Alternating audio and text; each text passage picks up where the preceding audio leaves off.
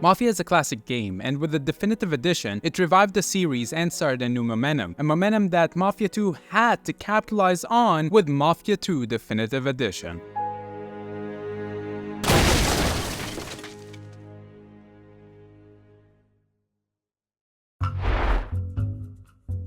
The game saw significant improvements in its texture quality, especially with the faces and their details, aided by the reworked lighting and ambient occlusion. The now more noticeable shadows give the game a whole new feel and help the new details pop more. Now, something that was carried over from the original game I want to mention is the radio in the car. It mirrors the time so well in its development. That smoking just one pack of cigarettes per day can keep you young and thin. And get this, even promote healthy respiratory function.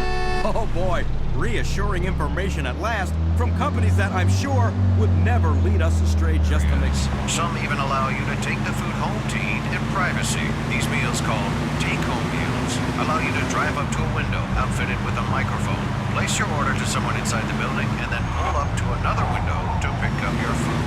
A completely American idea in every sense of the word. For Empire-based news leader ECLA, I'm Bob Bear.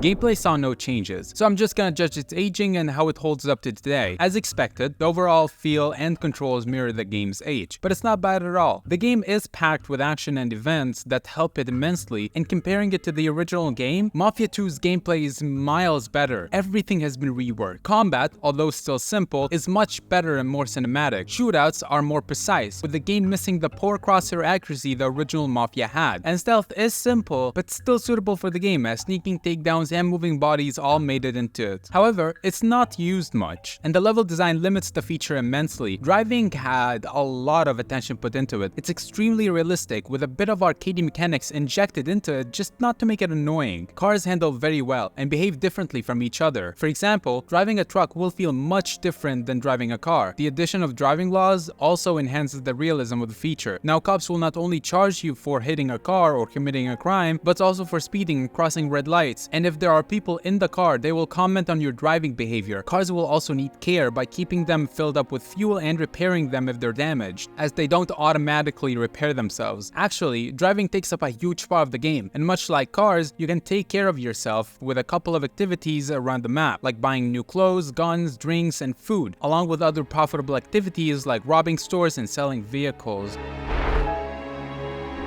The story is about Vito Scaletta, an Italian immigrant who traveled to the US with his parents. When he grew up, was caught committing a crime, and to avoid jail time, was drafted into the army to fight in World War II. Upon coming back, he discovers that his father was in debt to a mafia, but he's dead, and now the mafia threatens his mother and sister to pay it. Vito then goes to his childhood friend Joe, who has built significant connections around the mafia world, and asks for jobs for a quick, large amount of cash. And the story continues from there. This time, the protagonist's rise to power is much more earned, so to speak. The journey is much clearer and everything is well paced. Mafia 2 made the Mafia IP important. It revolutionized it, and the remaster introduced a lot of significant visual changes, and for that, it deserves a 9 out of 10.